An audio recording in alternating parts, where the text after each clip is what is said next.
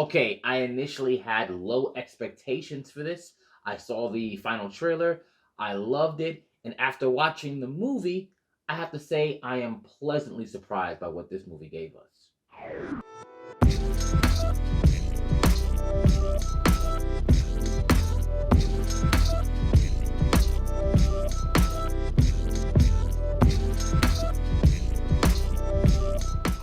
Hey, what's up, nerd fam? This is your boy Gashan. I want to welcome you to Enter the Nerd. So today we're going to be talking about the Batman. Now, I saw it a little late. I had to do a whole bunch of things that I should have been able to plan a little better, but I did not. It's my fault. But here we are. We're going to review the Batman. Now, obviously, Batman as a character has been portrayed more than three times by more than three different people when it comes to the films and even the cartoons and shows and so on and so forth. Now, obviously, a lot of people, upon hearing that Robert Pattinson was going to be playing Bruce Wayne and or Batman, everyone was like, "Oh my God, the guy from Twilight!" And they were giving him a whole bunch of shit. Obviously, especially because a lot of people didn't think that Ben Affleck's Batman got a fair shake based off of who was directing the films that character was in, and that is true. But I wanted to make sure that at least we gave this a fair shake, especially with Matt Reeves at the helm, who I feel is a pretty competent director, especially seeing what he did with the whole Planet of the Apes thing, which is something completely different, obviously, because this is an adaptation from a comic book. So that doesn't mean that just because he did that well, that he was going to do this well. But, and obviously, if you've watched any of my videos, you know that I'm a person who is very, very strict on source material because I believe source material gives a really good blueprint on what should be done anyway in the films. But that doesn't mean that there isn't room for creative choices. And specifically for Batman, there are different types of source material for you to go with because the character is about 100 years old. So there's a whole bunch of different one-shots or isolated stories about Batman that you could reach from rather than the Earth Prime, which is what the Batman that you would have known to be standing alongside alongside Superman and Wonder Woman. And this, in case you don't know, is not that type of Batman. A lot of people would have compared this Batman to what we got in Christopher Nolan's films, which I guess is a very crude comparison, but I understand it. However, this movie did a lot of things well. Were there some little tiny things that I can really nitpick? Sure. But most of this film got a lot of things very, very right. Let's talk about that. Now, once again, I will say, depending on what kind of Batman you like, you might disagree with what I'm saying. If you, once again, like the one that could stand alongside the Justice League and all that, this might not be the one for you. However, if you like some of the more singular stories that are really about him and his relationship with Gotham and how his family ties into Gotham, this is a very good film for something like that. Now, there are a couple things I really dug. One, his psychological effect that he has on criminals, specifically with how they view him as a symbol. It was really cool to see how when they reacted to just seeing the shadows and wondering if he was in there. That was a really, really cool touch. As well as something that we don't get a chance to really see in a lot of the other movies, which is his detective work. He's known as the world's greatest detective. Hell, DC is, Detective Comics, right? So it's so good to see him actually solve a case and show his intelligence, because there's no way in Batman vs. Superman that Batman was using any type of deductive reasoning when he was, deciding that Superman was a threat to the world. But obviously not the same, right? And this takes place in its own little universe. So cool. So I'll be fair, but that was very cool to see.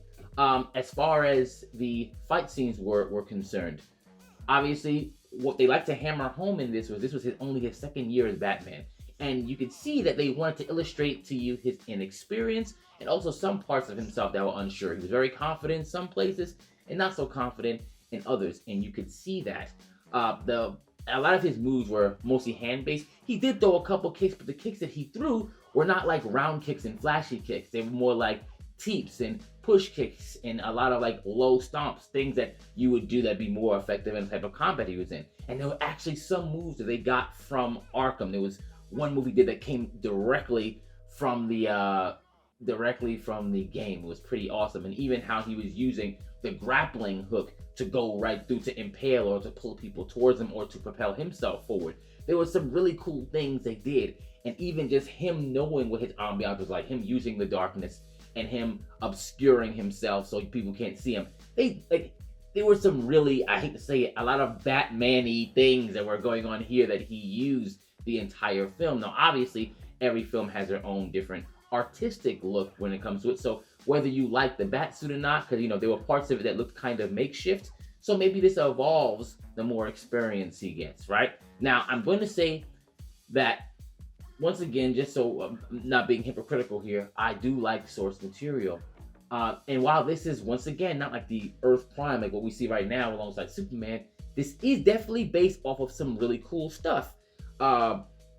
Year One, Year Two, which are both written by Frank Miller, Earth One, and Long Halloween are all definite influences in this, which is really cool because, once again, it might not be a carbon copy of my favorite take of Batman, but Matt Reeves, at least when he was trying to craft the story, said, I know a lot of the people who love Batman have also read these stories as well. So let me pick parts of this to craft this Gotham-centric story about not just, Batman saving the day, but why? What does Gotham mean to him? What does it mean to his family? And even talking about like his mental condition, which obviously Earth One touches on because, his mom being in Arkham, his mom going crazy, so it is grandmother, and even the whole thing about how, Wayne and the Arkhams were, the first families. I was actually initially looking forward to a story like this when Ben Affleck was thinking about making like a Court of Owls movie, and we would have seen something like that there. Which is why, as much as this stuff that I'm talking about makes me happy, it also kind of makes me sad that, Zack Snyder and all these other people couldn't have at least gave Ben Affleck, before the whole, Batman vs Superman, or even including him at all, gave him his own movie so you could really get a chance to, see his rogues gallery and see his relationship with Gotham. This could have been done in like the DCEU and the rest of that, but they just decided not to because they were so obsessed with trying to beat Marvel. But going back to this film, right? Because I do want to concentrate on this because this is actually, I very much enjoyed it. As I mentioned before with the influences, Year One and Year Two focus on, quite literally like in the name, Year One and Year Two, of him being Batman and also Commissioner Gordon. They didn't show this in the movie about him moving from Chicago and, his whole journey in the Gotham City Police Department and how that aligned with Batman's first year, which actually Matt Reeves is supposed to be doing a show about. So we most likely will get a chance to see that. And I think them fleshing out this world is going to be very, very fun to watch because of what we know that it's going to lead to, especially how it relates to the Long Halloween. It pretty much sets up how a lot of the Rogues Gallery becomes supervillains later. And you start to see that with obviously Penguin in this. Like, he's going to become a big player and they hint at that. So not full Long Halloween, but you see the elements of that story in this film, which I really love. Now, going into certain characters, Alfred, this is also the Earth One type of Alfred where he becomes like his actual guardian and teaches him how to fight and stuff like that. Selena Kyle, interesting. They gave her some pretty cool set pieces. Physically, Zoe Kravitz did a pretty good job. And obviously, we could talk about the whole, race swapping thing. Same thing with Commissioner Gordon. That was one of the things that obviously annoyed me because it's not necessary, but it didn't ruin the movie, okay? It didn't, but it was just one of them things that's like, come on, do we have to? Obviously, Jeremy Wright's a great actor, right? So you like what he does, but, it is what it is. And, you like his Gordon. I like the scene where, Batman's with him. He's like, no guns.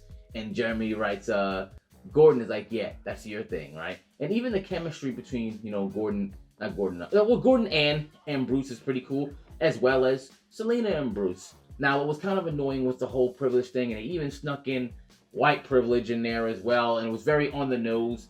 And even with the mayor, that was like, well, the one that was the mayor-elect that was running against the first victim of the film, it was like change, and they were kind of doing the whole Obama thing, and again, they did some heavy-handed, social things.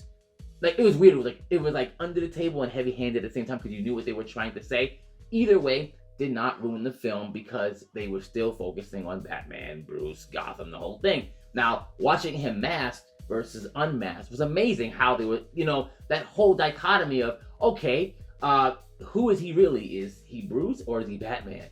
And you could see, like, in the suit, he could be who he is because he's, like, socially awkward and stuff like that. Even outside of it, he's not like the playboy, which, to me, obviously, for more comic book accuracy, I understood him being the playboy because he was doing that so people didn't look at the other side as well. But him being socially awkward, I feel like it'll kind of like lead people to eventually see, but maybe not. Maybe they'll go, this weird guy can't possibly be this dude that's saving the day. Who knows what they'll think. Also, side note, he did work out. Clearly, is he as big as Ben Affleck? No, his body type isn't like that. But he did work out, and it looked at least functional for the type of things that he was doing. That's really all I'll spend on that particular part there. The cinematography was also great, and I'll say the last 30 minutes is definitely something you want to see a villain do. Speaking of the Riddler, did not like the way the Riddler looked, because it didn't really look like him, and it didn't really act like him either, except for the whole, obviously telling the riddles to lead people. That was cool. That's still Riddler, right? But he was kind of an amalgamation of a couple of villains, like some of the people from the like year 1 and year 2 things. Like, it was like a serial killer that was going there. I'm forgetting his name. I think it was Weaver or something like that. But it'd be one thing if he was involved and you had another guy that was doing more of the killing. Whatever. I see what they were trying to do, and it wasn't the worst thing in the world. And people who don't know the comics are not gonna care anyway. But whatever. This was their take on it, and his Zodiac killer looking self. I'm also not really sold on this Joker that they're trying to give us. It's kind of strange, and we haven't seen him really yet. But still, I gotta see more before I really dig whatever Joker they're trying to get. That's also, the Joker's also very hit or miss when it comes to portrayals. But I will say, even though this movie was about 3 hours long, literally like 2 hours and 56 seconds long. No, 56 seconds. Well, 2 hours and 56 minutes long. I do believe that this is a really good movie. The dialogue wasn't wasted. They used a lot of this time to really, they tried to flesh this out as much as they could. You understood the motivations. Honestly, Robert Pattinson didn't phone it in. It looked like everyone in here cared about what was happening here. And that I really like about it. And I'm very interested to see what can grow from here. And it's good that he wasn't like invincible, that he was getting hurt and stuff like that, which is also something that was heavily leaned on when it came to the aforementioned Earth 1 and Year 1 and Year 2 and stuff, because it was, he got hurt, like he got shot. He even contemplated using a gun at some point, not in the film, but in those takes, because he was like, maybe my hand-to-hand combat just isn't that good yet, and I like that. I like that particular thing. I'm not saying I like it more than the one who is able to intimidate some of the really strong guys at Superman. I get it, but I'm saying this is also a very good take, and I'm glad Matt Reeves at least dug into source material and crafted it in a way that made sense. Not like mixing Dark Knight Returns and Death of Superman. Because who would do something weird like that, right? But I think you should see it. I think you should give it a chance if you haven't already, because it is a lot more positive than negative. And I'm pleasantly surprised and disappointed that just the thought process that went behind this couldn't have went behind Batman before, at least to give him a fighting chance. And now they're already about to retcon Ben Affleck's Batman, and then bring in Michael Keaton's Batman to then be a mentor to whatever version of Barbara Gordon we're getting there, which I'm wondering if we're gonna get a version of that in here too. Who knows? Let me know what you think. Did you love the movie? Have you seen it yet? Let's talk about it. Until then, enter the nerd.